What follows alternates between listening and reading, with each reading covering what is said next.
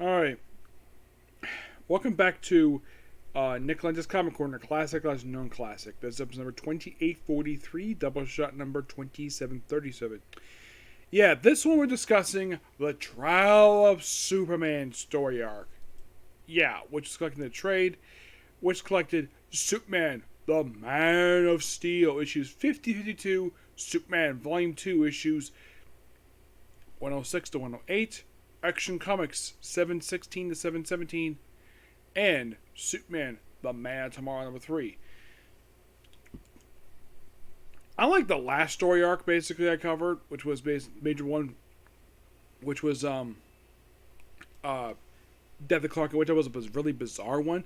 This one was a lot more interesting. So after fighting the Parasite, he's taken off the space by this thing called the Brute.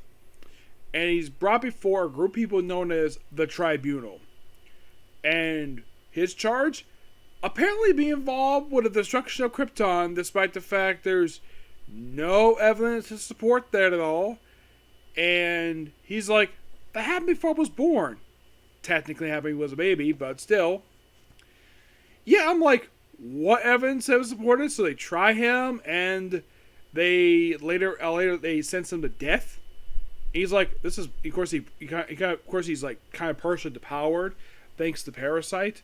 There's like a strength back thanks to being exposed to the Earth's sun, and then he's kind of brought back, and Brute is basically taken away, and then for some reason, like during the course of the story, what we have Alpha Centauri, Steel, Superboy, Supergirl, go off to space to rescue Superman, and while they're there, for some reason, apparently for some reason, the Tribunal has hired Cyborg Superman.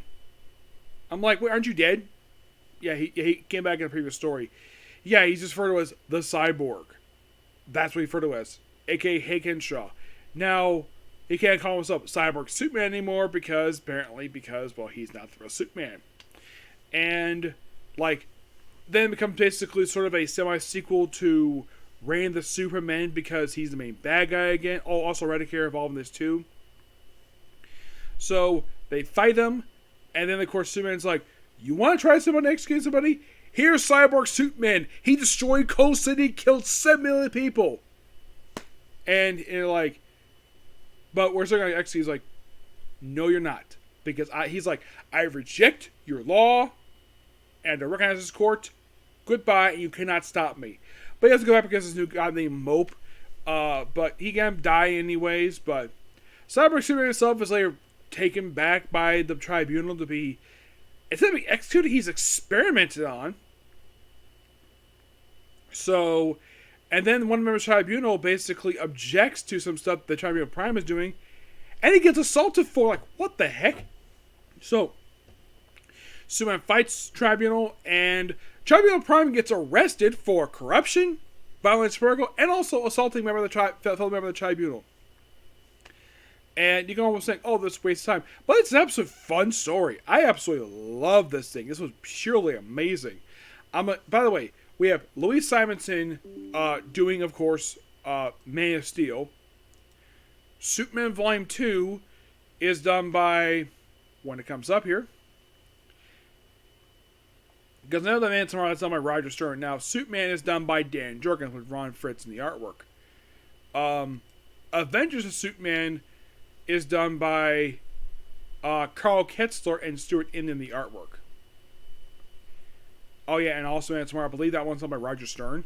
Yeah, it's interesting to bring back Roger Stern, which the book also becomes a indirect tie-in to Underworld Unleashed during the course of this story arc.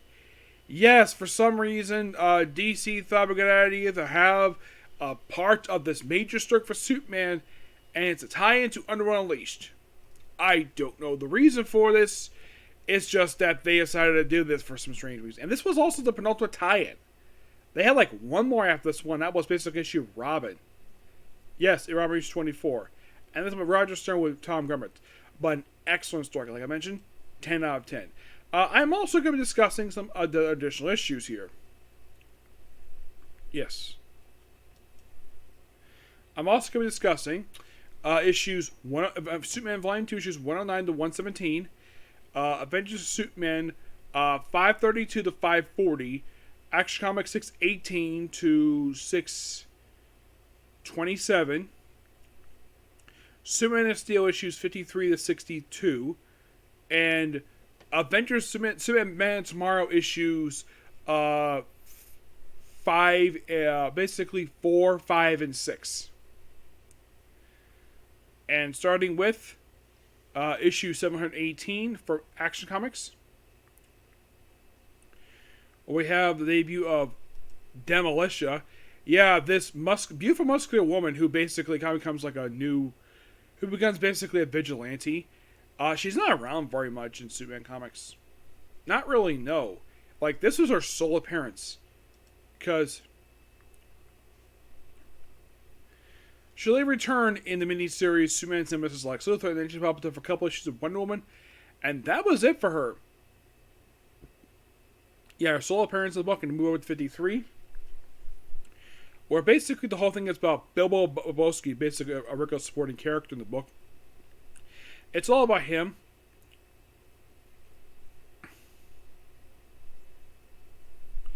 And of course, they deal with a mention of Doomsday here.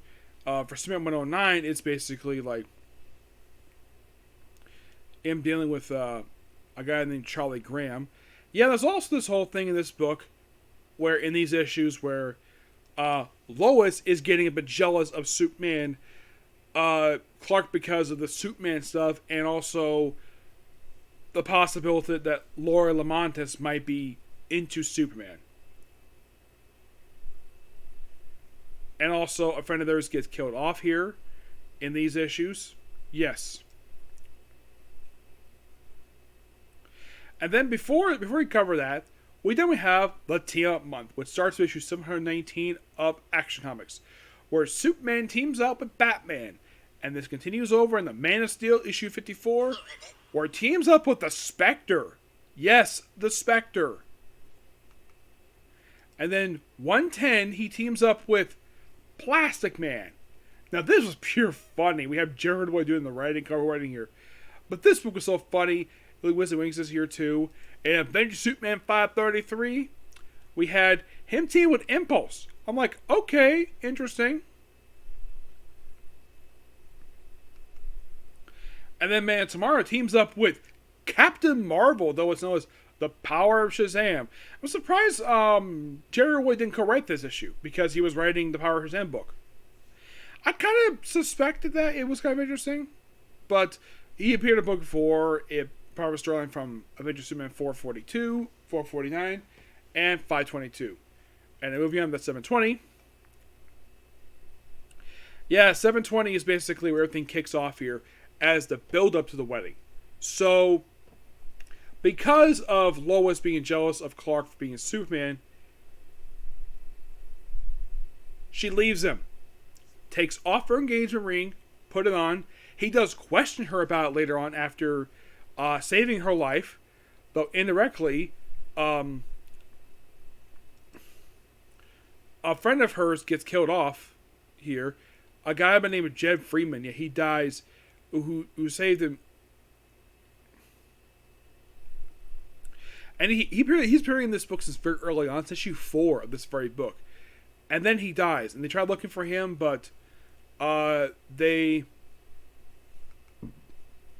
excuse me.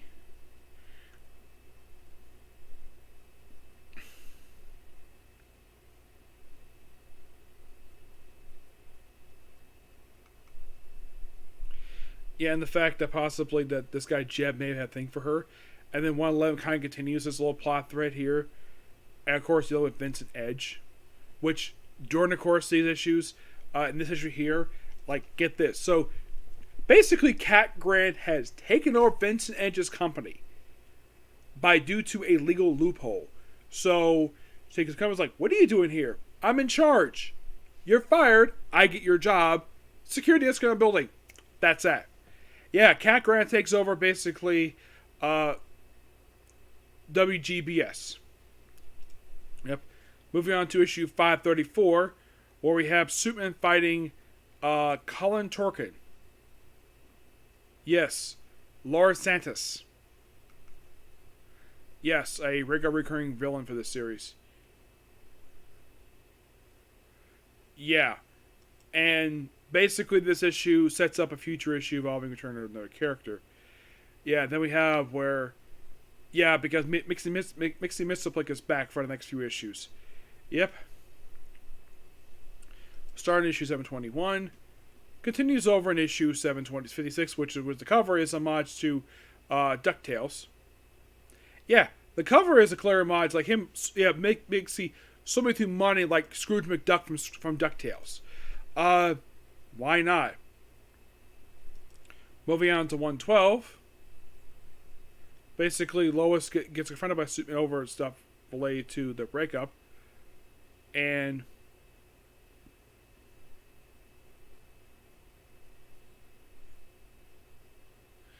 yes, and then moving on to 533. Also in these issues, Lois becomes a foreign correspondent. Yes.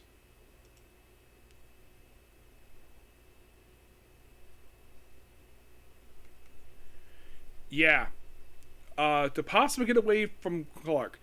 And also her father ends up talking, like, first she's like, how dare Clark do that? How dare Kent do that to you? It's like, I broke up with him. And then later on, Perry is revealed that he has cancer, so he has to temporarily step down as managing editor and hands the reins over to Clark Kent, who ends up disappearing because he's so Superman. So we have that going. Apparently his family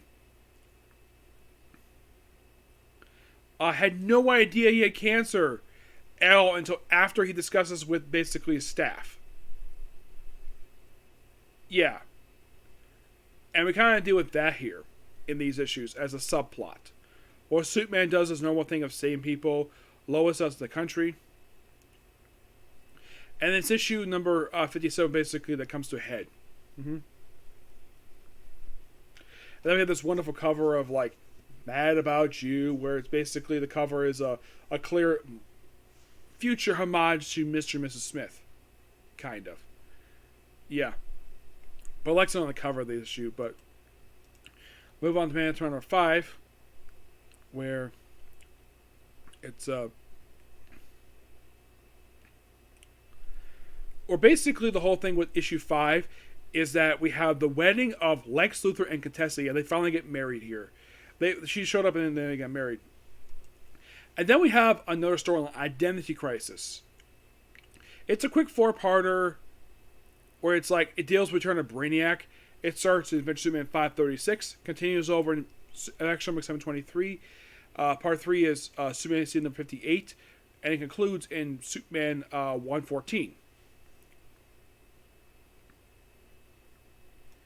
But this was a really fun story arc. And then we have issue 537, where basically we deal with the return of the Parasite.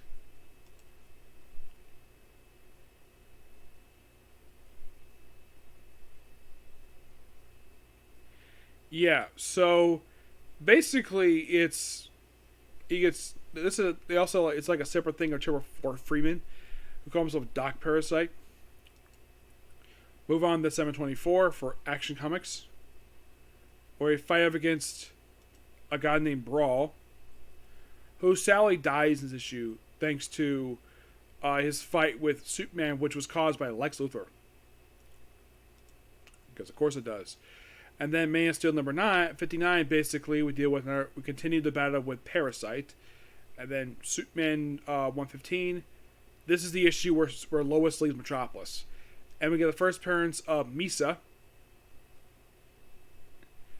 who gets involved with Jimmy Olsen. This is basically her debut appearance. Also, around not long after this, basically, the Whites do find, and of course we have Obsession, who was a woman who was thinking she was, 58. This is the issue that 38 is the issue where he steps in, and we have Bottle City. It's a 3-part, starts in 725. It's another storyline. We have a guy called Tolos, and the whole thing with this one is that it's Candor storyline. the end of Rivaldo is Brainiac, and this basically draws Clark away from the Daily Planet, and also we get a death in this story arc.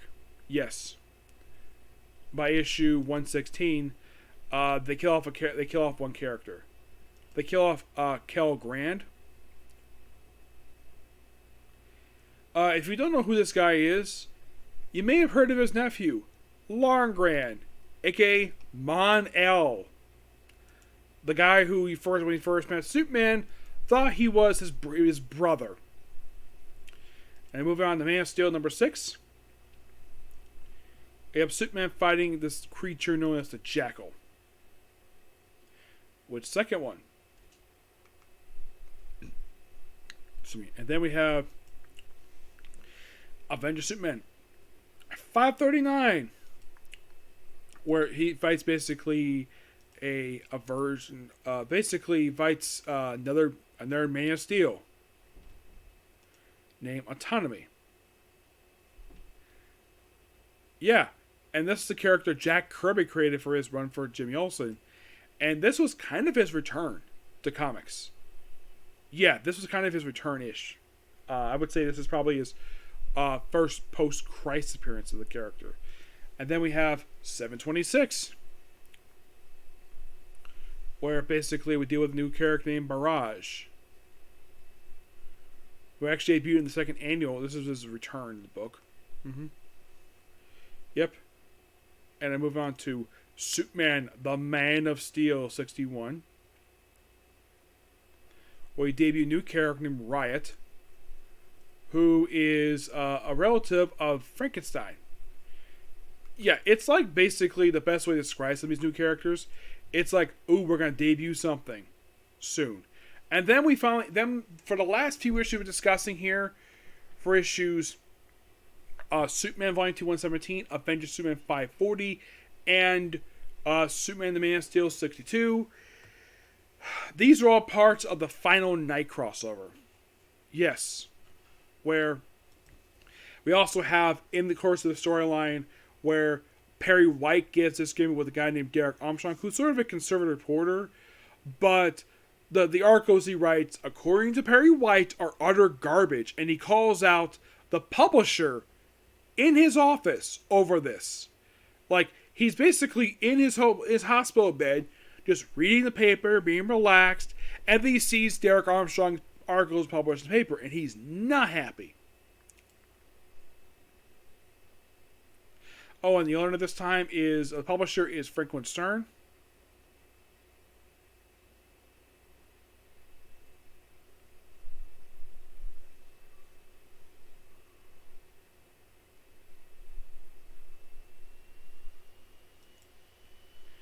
Yeah, Franklin Stern had been in the comics since, like, Man of Steel 27, and he's basically been a recurring character for quite a while.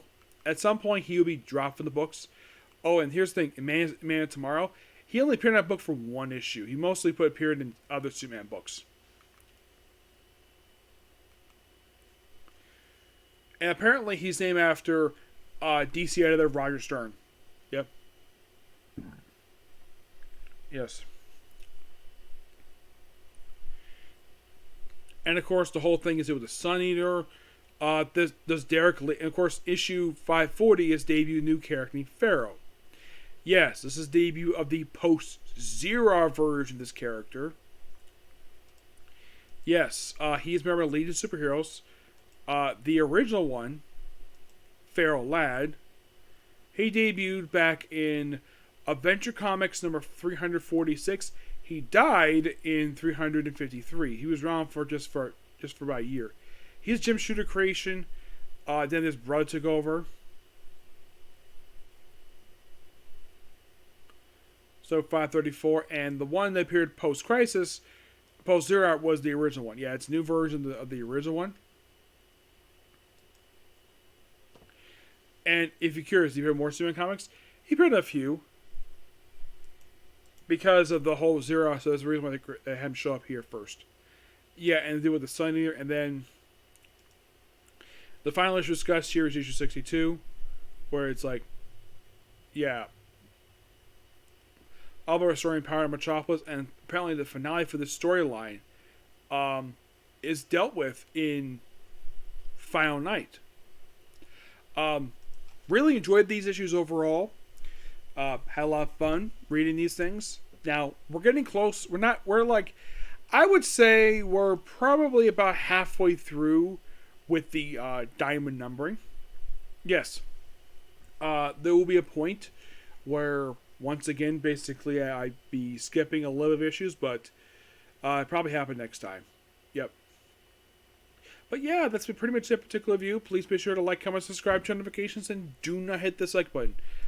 Next up, I was thinking to do more Kaiser, but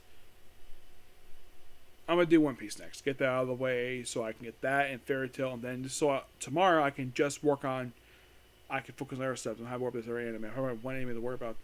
And when I talk about the anime that comes out tomorrow, I have an announcement related to that one, and it's a very sad one. Okay? Next video. Bye.